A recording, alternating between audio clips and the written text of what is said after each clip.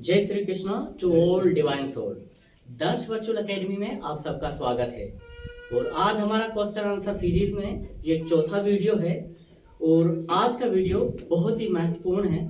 इसमें social media पे जिन लोगों ने हमसे प्रश्न किए हैं उनके हम उत्तर दे रहे हैं। उसमें एक दो शख्स ऐसे हैं जिनके सवाल रह गए हैं, तो उनके लिए हम अलग से एक वीडियो बनाएंगे जिसमें निर्दोष साहब हैं, कोई उमरकोट के हैं आई गेस, उनके सवाल हैं कुछ, और केवल है जैसाबाद के, उनके भी एक दो सवाल हैं जो हम नेक्स्ट वीडियो में आपको बताएंगे। और इस वीडियो में कुछ सवाल हैं उनके हम उत्तर देंगे और उनके नाम भी जरूर लेंगे। तो सवाल स्टार्ट करते हैं जी, आप पूछें सबसे पहला सवाल।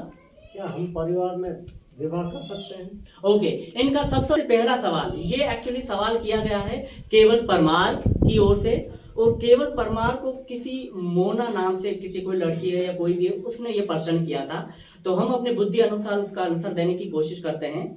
सवाल ये है, क्या सनातन धर्म के अंदर हम किसी परिवार में शादी कर सकते हैं?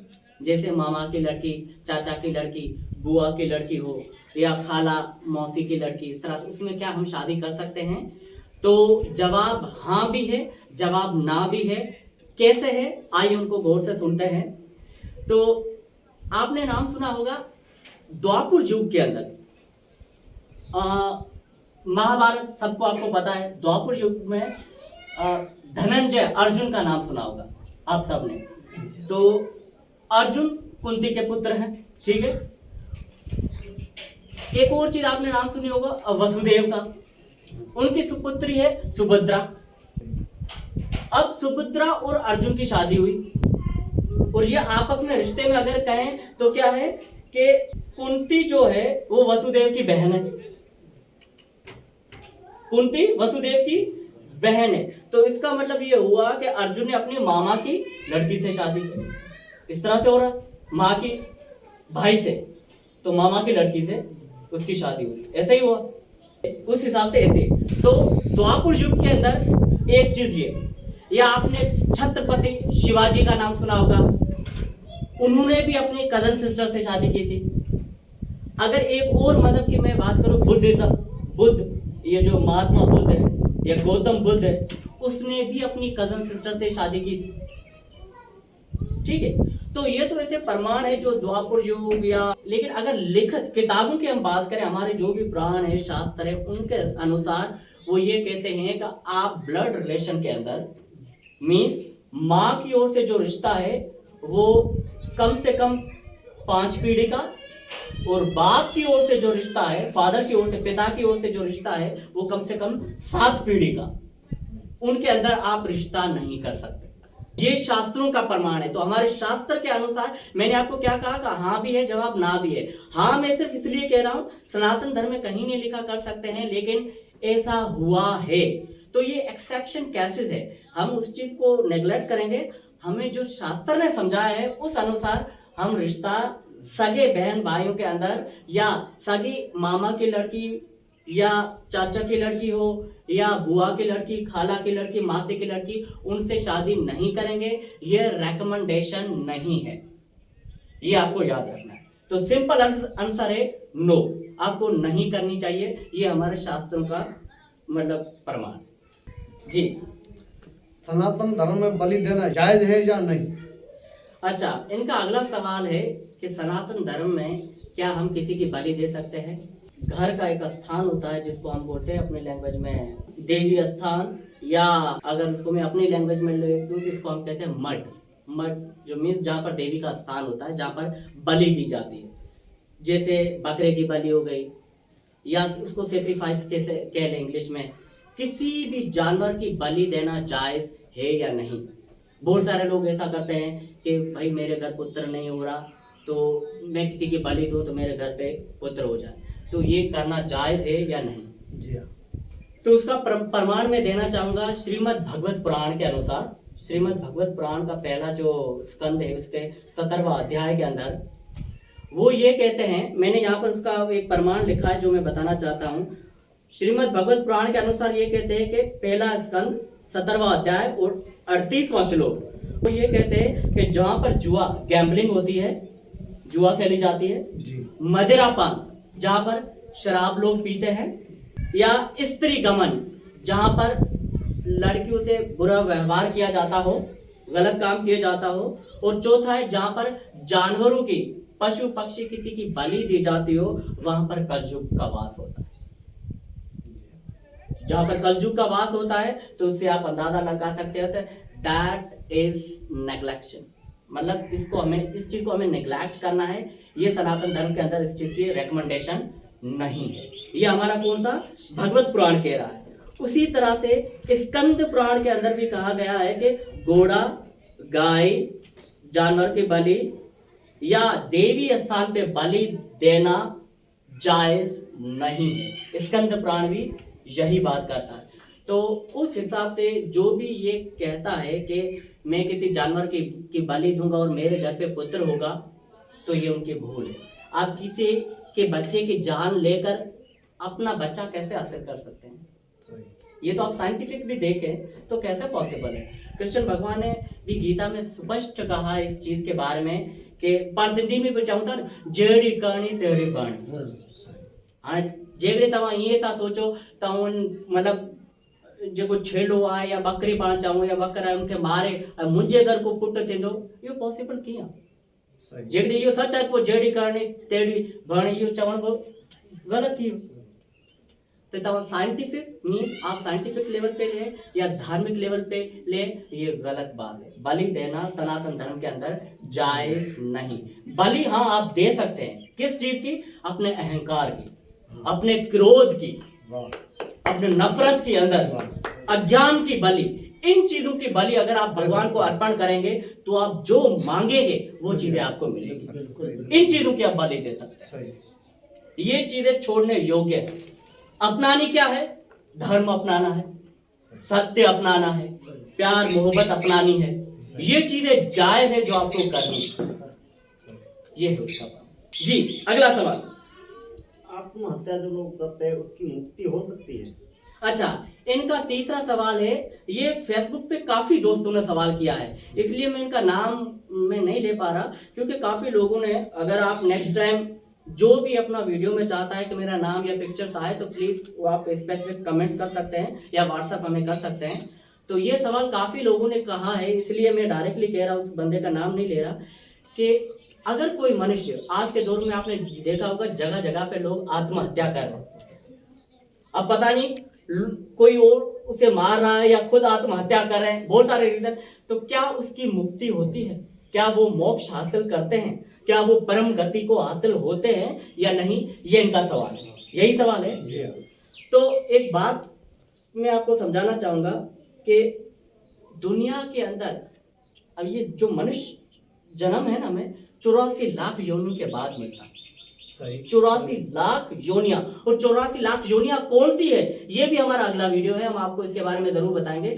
तो 84 लाख योनियों के बाद मनुष्य जन्म मिलता है। क्यों? ताकि आप अपना मोक्ष हासिल कर सके। और इस मोक्ष को कैसे हासिल किया जाता है? जब आत्मा परमात्मा में लीन होती है। अब आत्मा परमात्मा लीन कब होगी? जब आप धर्म के रास्ते पे चलेंगे, जब आप सत्य के रास्ते पे चलेंगे। अब आपने गुरु दीक्षा ली नहीं है, धर्म रास्ते पे आप चलते नहीं हैं, सत्य का व्यवहार आपसे है नहीं, घर में दिन रात मदिरा शराब ये चीजें पी रहे हैं, और आपने आत्महत्या कर ली, मुक्ति कैसे होगी भाई? धर्म का एक लक्षण आप में नहीं है, आपकी मुक्ति कैसे हो सकती है इस चीज में? तो ये जो मंद बुद्धि लोग हैं, जो धर्म के रास्ते पे नहीं चलते, आए दिन जिसने धार्मिक पुस्तक तक नहीं पढ़े, किसी ने उपवास तक नहीं रखा। अच्छा, हमारा नेक्स्ट वीडियो उपवास के बारे में भी है। बहुत सारे लोग सवाल करते हैं कि क्या व्रत के अंदर जो फास्टिंग हम करते हैं, उपवास रखते हैं, क्या उसमें पानी पी सकते हैं, दूध पी सकते हैं, फल फ्रूट खा सकते हैं? ये क्या है, उसके बारे में भी हमारा वीडियो में आपको जरूर बताएंगे। सवाल पे आ जाते हैं कि मुक्ति मिलती है या नहीं जो आत्महत्या करता है। आसान भाषा में कहूं कि इसको मुक्ति नहीं मिल सकती। लेकिन अगर श्रीमद् भगवत पुराण का मैं उदाहरण दूं तो वहां पर ये था धंधुली, उसके भाई ने उसकी मुक्ति करवाई थी। तो मुक्ति आप उनकी करवाते हैं जैसे आपने भगवत गीता का पाठ करवा लिया, आपने हवन यज्ञ करवा लिया उसके लिए, कोई मंत्र का उच्चारण करवाया और उसका फल उसको दिया, तो उसकी मुक्ति पॉसिबल है, मुक्ति करवा सकते हैं उस सेंस में। फिर भी कहा जाता है कि उनके फल हैं वो आपको पशु योनि में मिलते हैं, क्योंकि अगर उसकी गुरु दीक्षा नहीं ली हुई अकॉर्डिंग टू द गुरु गीता कि आपको गुरु दीक्षा होना लाजमी है। फिर भी उदाहरण में सिर्फ इतना कहना चाहूंगा कि सनातन धर्म के अंदर जो आत्महत्या है, प्लीज ये मनुष्य जो जन्म है वो बार बार आपको नहीं मिल सकता, 84 लाख योनियों के बाद मिलता है। इसका कदर करें, इसकी अहमियत है। आप जब आत्महत्या करते हैं खुद को तो आप तकलीफ देते हैं, अपने माँ बाप को पीछे कितनी तकलीफ होती है, वो आपके सहारे पे खड़े होते हैं, आप उनको और ज्यादा तकलीफ में डाल के जा रहे हैं। आपके भाई बहन आपके आसरे पे रहते हैं कि मेरा बड़ा भाई होकर मुझे ये मेरा साथ देगा, आप उनका सहारा छीन रहे हैं, अपने माँ बाप का छड़ी का जो सहारा होता है वो छीन रहे हैं। तो जब आप अपने माँ बाप अधोगति मिलेगी, अधोगति मिलेगी, आप अपने माँ बाप को तकलीफ दे रहे हैं, अपने रिश्तेदारों अपने दोस्तों को तकलीफ दे रहे हैं, तो आपकी मुक्ति कैसे हो सकती है भाई? नहीं हो सकती। तो मेहरबानी करके आप, जब मैं आपसे निवेदन करता हूँ, विनती करता हूँ कि आत्महत्या भाई आप अपना नहीं, आपको ऐसा लग रहा है कि मेरा जीवन बस व्यर्थ जा रहा है, तो आप अपना जी जान से मेहनत करके जो भी करते हैं अपने माता पिता अपने दोस्त बहन भाइयों को भी करते, उनके लिए कुछ अच्छा कर ले। कोई आप धार्मिक स्थान ग्रहण कर ले, सन्यासी बन जाए, कोई धर्म का कोई भी प्रचार हो रहा है वहां जाके भक्ति करे, बहुत सारे उपाय हैं। जो मनुष्य जन्म मिला है उसको आप पूरा तो उतरण सही। तो मेहरबानी करके इस आत्महत्या को बंद किया जाए, उसके बारे में कुछ सोचे, अपना नहीं तो अपने माँ बाप के बारे में सोचे, उसका भी नहीं तो अपनी आत्मा के बारे में। आपको पता है आत्मा के मरने के बाद आत्मा की क्या गति होती है, क्या हालत होती है? आप इस चीज का आपने कभी सोचा? यहाँ भौतिक शरीर का नहीं, लेकिन आध्यात्मिक लेवल पे भी आप सोचे कुछ? सही, ठीक है। तो मुक्ति उनके नहीं हो सकती, और बहुत सारे उपाय हैं मोक्ष के लिए, दैट इज समथिंग एल्स। खुद की मुक्ति नहीं हो सकती। जी अगला सवाल आपका, मरने के बाद आत्मा कहाँ जाती है? अच्छा भाई, इनका अगला सवाल ये है कि फिर मरने के बाद आत्मा का क्या होता है, आत्मा कहाँ जाती? तो लफ्ज आपने एक सुना होगा श्राद्ध, हम जो श्राद्ध करते हैं, पिंडदान वगैरह करते हैं, तो श्राद्ध लफ्ज से श्रद्धा से निकला हुआ। सही। जब एक मनुष्य का मृत्यु होती है भौतिक शरीर से, तो होता क्या है कि उसकी आत्मा एक दिन से लेकर मतलब 13 दिन तक या 10 दिन तक ये रिमांड पर होती है एक्चुअली यमदूत के पास। और ये 10 दिन या ये 13 दिन जो शुरू वाले हैं वो फैमिली के लिए, हम सिंधी में पाणु के चौथा सोग या मातम के, या हम उसको कहें फैमिली रिमेम्बरेंस के, जो मर गया उसके बारे में हम उसका पश्चाताप करते हैं और उसके लिए अच्छे कार्य करते हैं ताकि उसकी आत्मा की गति हो सके, उसको शांति मिले। हम श्राद्ध करते हैं, हम पिंडदान वगैरह करते हैं। तो एक दिन से लेकर 13 दिन या 10 दिन, अब पहला दिन है जिसके अंदर हमें क्या, ये जो मस्तक है, वो पहले दिन जब हम दान कोई अच्छा करते हैं तो पहले दिन वो मस्तक बनता है, दूसरे दिन हमारा गर्दन ये बनता है, तीसरे दिन भुजाएं, चौथे दिन नाभि, इसी तरह से ये 10वें दिन तक पूरा शरीर रेडी होता है मरने के बाद। सूक्ष्म शरीर, ये सूक्ष्म शरीर एग्जैक्टली, कि ये मरने के बाद वो सूक्ष्म शरीर समझो कि रेडी हो रहा है। अब शरीर के हमारे पास क्या कहते हैं, जीव के 3 शरीर होते हैं। एक हमारा स्थूल शरीर है जो 5 भूतों से बना हुआ है, दूसरा हमारा सूक्ष्म शरीर है। सूक्ष्म शरीर हमारे किस चीजों से बना हुआ है, जैसे कि हम उसमें ले ले मन बुद्धि चित्त अहंकार। तीसरा हमारा एक कारण शरीर है। तो एक डिटेल में उसके बारे में अगर वीडियो बनाई जाए कि आत्मा के बाद क्या होता है तो ये सही से रहेगा, लेकिन शॉर्ट में मैं सिर्फ इतना आंसर कहूंगा, जवाब देना चाहूंगा कि एक दिन से लेकर 13 दिन तक ये आत्मा रिमांड के पास, यमदूत के पास होती है। और ये आपको याद रखना है, इस 13 दिन तक हम जो श्राद्ध करते हैं या पिंड दान करते हैं या उसके लिए जो पाठ करते हैं, ताकि उस आत्मा को शांति मिल सके, मोक्ष मिल सके। जो हम 13 दिन में अच्छे कार्य करेंगे उसी का कुछ फल उस आत्मा को मिलता है। बात समझ आ रही है? तो वो आत्मा कहाँ जाती है, तो जैसे हम पुराने वस्त्र छोड़कर नए वस्त्र धारण करते हैं, उसी तरह से आत्मा एक शरीर छोड़कर नया शरीर धारण करती है। वो धारण किस बिहार पे करेगी, जिस तरह से आपके कर्म होंगे, या जिस तरह से आपका श्राद्ध हुआ होगा, या जिस तरह से आपके पेरेंट्स ने या वालिदैन ने या अपने भाई ने पिंड दान किया होगा, उन सब चीजों को देखते हुए आपको नया शरीर मिलता है। और कुछ आप इसमें ऐड करना चाहेंगे? जी हाँ सर, इसमें आपने ये गुणों की बात बता दी, तो इसमें सतो रजो 3 गुण हैं, तो उनका प्रभाव अपना अपना होता है। सही। तो गुण का जो प्रभाव होता है, इनका वर्णन जो होता है, ये तो संकेत में मेरे को थोड़ा बताइए क्या उनका। अच्छा, इसके साथ साथ ये कहना चाह रहे हैं कि इसमें जो सत्वगुणी है या रजोगुणी है या तमोगुण 3 गुण होते हैं। जी हाँ। देखो वो आहार लेवल पे भी होते हैं, जी। व्यवहार लेवल पे भी होते हैं। जी हाँ, बिल्कुल सही। अब देखो सत्वगुण में हमारे अगर देवों की बात करें तो वो विष्णु है जो पालना करते हैं। रजोगुण में जो ब्रह्मा जी हैं जिन्होंने सृष्टि बनाई, पालना करता है, सही। जो क्रिएटर जिसने दुनिया बनाई है, सही, हाँ। स्थापना की, उत्पत्ति हुई। और तमोगुण में हमारे शिव जी हैं जो विनाश का कारण बनेंगे। सही। ठीक है। अब ये जो 3 गुण है ना, वो उसका आहार भी होता है। जैसे कि खाने से आप लोग मांस मदिरा खाएं, मांस मदिरा शराब वगैरह पिए, या बासी पड़ा हुआ खाना खाएं। तो आज का खाना, जैसे बहुत सारे लोग क्या करते हैं, जब गोश्त बलि वगैरह किसी चीज की देते हैं, गोश्त 7 दिन के लिए फ्रिज में रख देते हैं, 7 दिन मुसलसल खाते हैं, 4 दिन खाते रहते हैं। या आज का खाना, आज रात को दाल बनाई, सुबह उठ के खाते हैं। जो बासी खाना खाते हैं, शराब पीते हैं, मदिरा कहते हैं, वो लोग तमोगुणी होते हैं। उनकी बुद्धि भ्रष्ट होती है, उनकी बुद्धि, उनका मन जो है ना वो पवित्र, उनका जो ये नियत है ना वो साफ नहीं हो सकती। सही सही सही, बिल्कुल। उनके अंदर ना प्रेम भाव, अब किसी जानवर को देख कर उस पर दया आना, यार देखो उससे क्या हुआ, ये दया उनमें नहीं आएगी। क्यों? वो खुद शैतान है, राक्षसी तो है, वो खुद राक्षस है। जो गोश्त खा रहा है वो राक्षस है।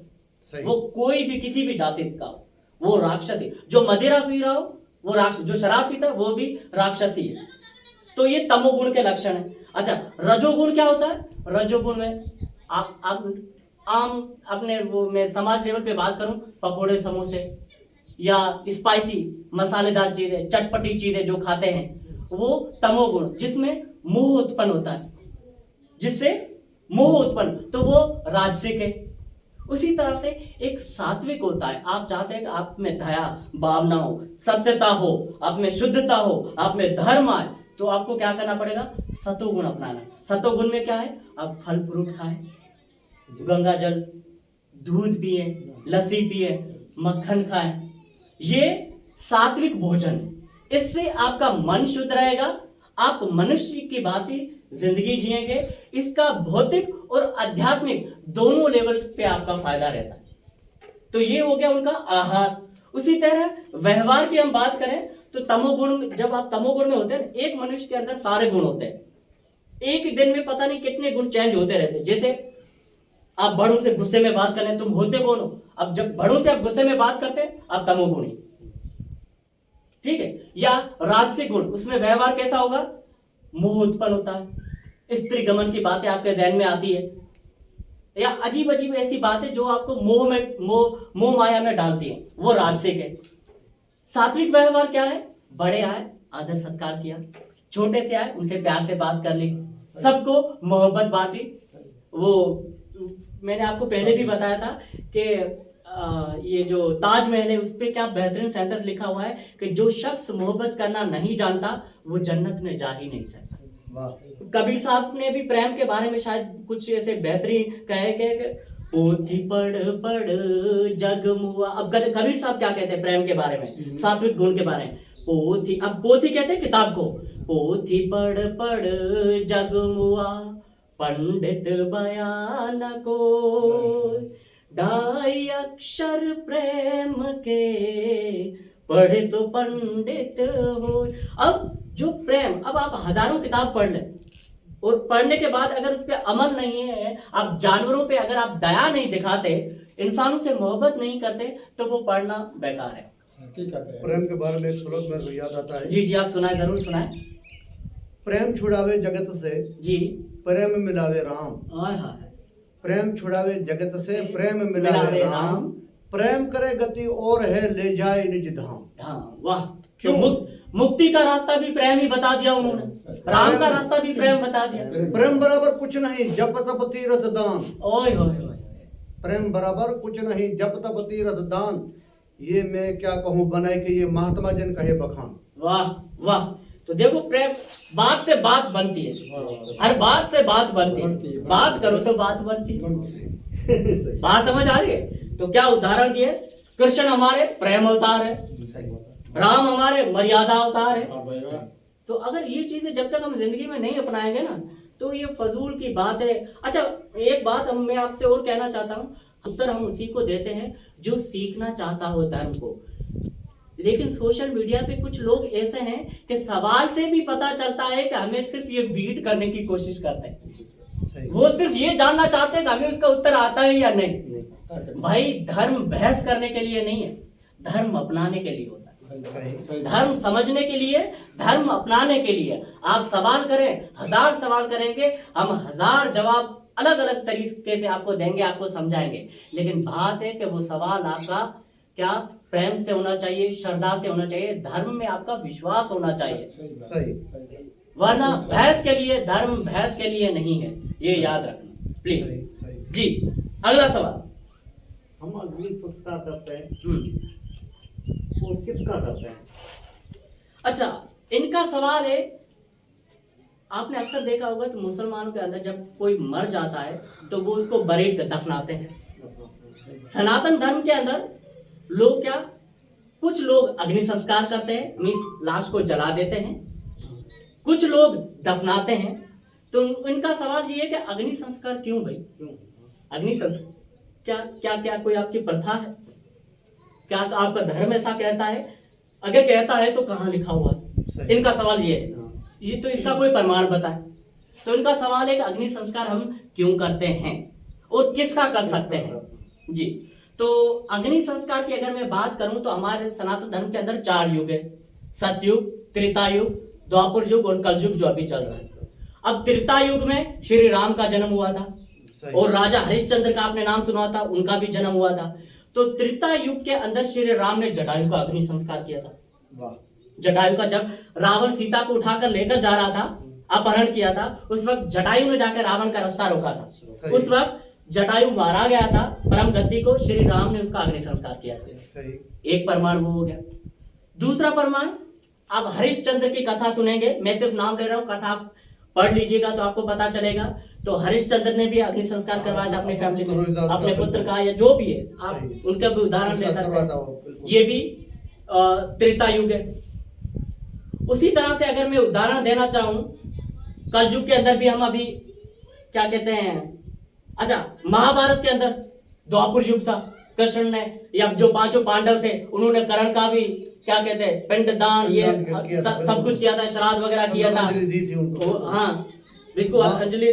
माता को उतरे कदर कहता था, बोले तब मैंने तेरे लिए इतनी कुर्बानी की, तो मेरे को ये अंजलि भी नहीं दे, अंजलि भी नहीं दे सकती। तो द्वापर युग में भी उसका प्रमाण आता है। कल युग में तो अभी वैसे भी संत, मतलब जो संत है, जो पहुंचे हुए लोग हैं, जो धर्म को जानते हैं, वो अग्नि संस्कार कर रहे हैं। तो बिल्कुल हाँ, अग्नि संस्कार किया जाता है। आप गरुड़ पुराण को भी पढ़ लें, उसके अंदर भी जैसे ही आत्मा मरती है से लेकर यमलोक से लेकर फिर आपने जिस तरह से कार्य किए होंगे उस हिसाब से आपको, किसी को पितृलोक मिलता है, किसी को स्वर्ग लोक मिलता है, किसी को वैकुंठ मिलता है। वो सारी गति उस क्या कहते हैं गरुड़ पुराण में बताई गई है। आप उसका भी उदाहरण ले सकते हैं। अब बात आए कि किसका अग्नि संस्कार नहीं किया जाता, तो छोटे बालक का जो 10 साल से कम हो, या इन्फेंट का हो, मेडिकल में 1 साल से लेकर और 1 दिन से लेकर 1 महीने तक का जो बच्चा है उसका अग्नि संस्कार नहीं होता। या ऐसी औरत जो गर्भवती हो, गर्भवती औरत हो, उसका अग्नि संस्कार नहीं होता है। या आप एक एग्जाम्पल, साधु जो संत है ना, उनका भी अग्नि संस्कार नहीं होता। वो ज्यादातर समाधि लेते हैं। उसका रीजन, या उसको बैठक वो जो होती है ना, उसको क्या कहते हैं, समाधि जो समाधि। अच्छा, उसका मैं रीजन बताता हूँ कि हम अग्नि संस्कार क्यों करते हैं। अग्नि संस्कार का मतलब है, हमारा जो ये जीव है वो 2 चीजों से बना है, आत्मा और जिस्म से, शरीर से। तो जब हम कहते हैं कि साथ जानवर रखने से जानवर से भी प्यार हो जाता है, तो ये शरीर हमारी उम्र 40 साल है। अब वो आत्मा 40 साल तक हमारे शरीर में रही। अब जब हम मर जाते हैं तो आत्मा इतनी आसानी से शरीर छोड़ती नहीं है। तो अग्नि संस्कार से उस आत्मा को एक्चुअली उस शरीर से अलग किया जाता है। उस शरीर से सिर्फ अलग करने का रास्ता है, ताकि वो आत्मा किसी और शरीर से मिल सके, उसको नया शरीर मिल सके। एक और भी उदाहरण है जी जी, कि जैसे 5 भूतों का यह शरीर बना है। जी जी, तो अग्नि संस्कार से जैसे वायु में, जल से, पृथ्वी से पांचों तत्व अपना अपना हिस्सा जो ले ये लेते बहुत हैं। बेहतरीन बात है कि अग्नि संस्कार का फायदा क्या होता है कि जब आप हमारा ये शरीर जो है भौतिक शरीर 5 तत्व से बना हुआ है, पृथ्वी, जल, तेज, आकाश, वायु। जब आप अग्नि संस्कार करते हैं तो अग्नि अग्नि में मिल जाती है, पृथ्वी जो उसकी राख बचती है तो कुछ पृथ्वी में चली जाती है, कुछ उसकी श्रद्धांजलि हम समुद्र में या पानी नदी वगैरह में डालते हैं तो वो पानी का हिस्सा पानी में मिल जाता है, जिससे जो बनी चीज उसी में मिल जाती है। हाँ, तो क्या होगा, पृथ्वी, जल, तेज, आकाश, कुछ हिस्सा हवा, एंड वायु, कुछ हिस्सा हवा में। तो 5 चीजों से जो शरीर बना है वो 5 चीजों में मिल जाता है, इसलिए भी अग्नि संस्कार होता है। लेकिन अगर आपने दफनाया तो ये अग्नि में कैसे जाएगा, ये तो उसके खिलाफ हो गया। तो सनातन धर्म हमारा अग्नि संस्कार को ही मानता है ताकि 5 भूतों से जो शरीर बना है वो 5 तत्वों से बना है, वो 5 तत्वों में मिल जाता है, इसलिए भी अग्नि संस्कार जरूरी है। ये आपने बहुत बेहतरीन बताया उनको, बेहतरीन। जी, अगला सवाल। जब हम हवन करते हैं, यज्ञ वगैरह करते हैं या कोई मंत्र की आहुति देते हैं ना यज्ञ में, तो मंत्र के आखिर में कहा जाता है स्वाहा स्वाहा, ओम कृष्णाय नमः स्वाहा, ओम वासुदेवाय नमः स्वाहा, या कोई भी मंत्र हो तो उसके बाद में स्वाहा क्यों कहा जाता है? स्वाहा का मतलब सिर्फ हिंदी में इतना सा होता है कि स्वाहा मीन्स कि मेरे कारण किसी और को भलाई या फायदा पहुंचे, इसलिए ये मैं चीज कर रहा हूं कि इस अब मैंने मंत्र पढ़ा ओम स्वाहा, इसका मतलब है मैं ये प्रण लेता हूं कि मेरा ये शरीर जो है बाकी मनुष्यों के काम आ सके, यही मेरा मानव है। बात आपको समझ आ रही? स्वाहा का मतलब क्या है कि मैं अब जो कार्य कर रहा हूं वो उसमें मनुष्य मानव सत्य का कार्य है, सत्य का कार्य है, उससे किसी और का कल्याण होगा, परोपकारी है, परोपकारी है। उसमें एक श्लोक उन्होंने बताया था, वो अगर मैं आपको कहूं तो स्वाहा को कहा जाए स्वात हनान इति स्वाहा। इसका मतलब ये है कि मैं जो कार्य कर रहा हूं उससे किसी का कल्याण हो, इसीलिए मैं आपको अपने आप को अर्पित कर रहा हूं, इसीलिए मैं आहुति दे रहा हूं। तो मीन्स आप जब भी हवन करेंगे, हवन का काम किसी को दोष पहुंचाना नहीं है, तकलीफ पहुंचाना नहीं है, किसी के लिए भलाई का कार्य करना, धर्म का कार्य करना ही स्वाहा है। तो आप घर में हवन करवाया करें, जीते जी जब भी चाहे महीने में 1-2 बार आप गीता का पाठ करवाया करें घर में। खुद कर सकते हैं तो अच्छी बात है, रोज करें, वरना हर महीने के बाद कम से कम गीता का 1 अध्याय का पाठ घर में जरूर करवाया करें। अगर टाइम मिले अपने पितरों के लिए श्राद्ध करवाया करें, वक्त पर पिंड दान करवाया करें, हवन यज्ञ करवाया करें। ये सनातन धर्म की पहचान है, आइडेंटिटी, इसीलिए हम स्वाहा जी। और किसी का सवाल है? बस इतना, तो आज के लिए इतना काफी है। और बाकी कुछ लोगों के सवाल है जो रह गए हैं, तो उनके सवाल हम अगले वीडियो में आपको बताएंगे। जय श्री कृष्ण।